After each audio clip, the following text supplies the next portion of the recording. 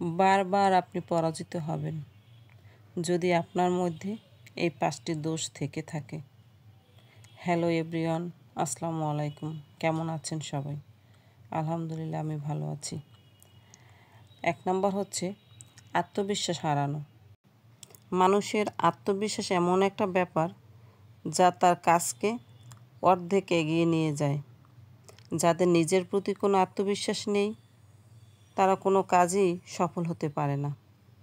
বাধা এলেই তারা সেখান থেকে সরে যায়, সেখান থেকে পিছিয়ে পড়ে।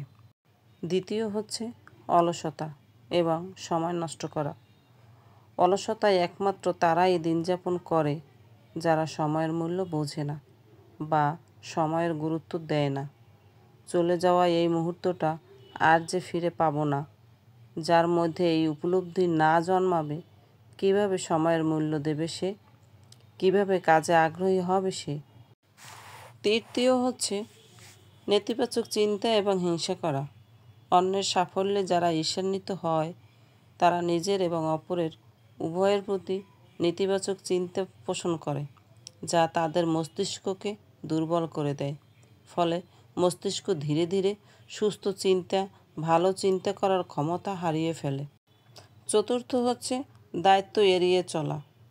যারা নিজের দায়িত্বকে অবহেলা করে, অবমূল্যায়ন করে এবং দায়িত্ব পালনে অনীহা প্রকাশ করে, তারা জীবনের প্রতি পদে পদে ব্যর্থতার সম্মুখীন হয়। একজন মানুষ যদি তার যে কাজ সে কাজ না করে তাহলে তার জীবনটা কি হতে পারে সেটা তো আর বলার অপেক্ষা রাখে না।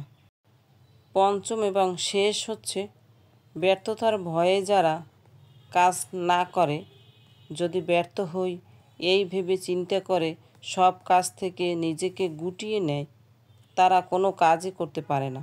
কারণ কাজ শুরু করার আগেই তারা হেরে যাওয়ার চিন্তা করে, হেরে বসে থাকে।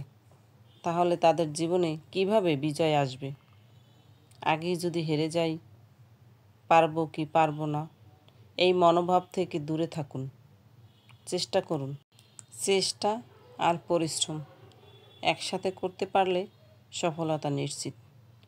তাই চেষ্টা করতে থাকুন, সফলতা আসবে ইনশাআল্লাহ। আমার ভিডিও ভালো লাগলে লাইক, কমেন্ট, শেয়ার করে পাশে থাকবেন। ধন্যবাদ সবাইকে।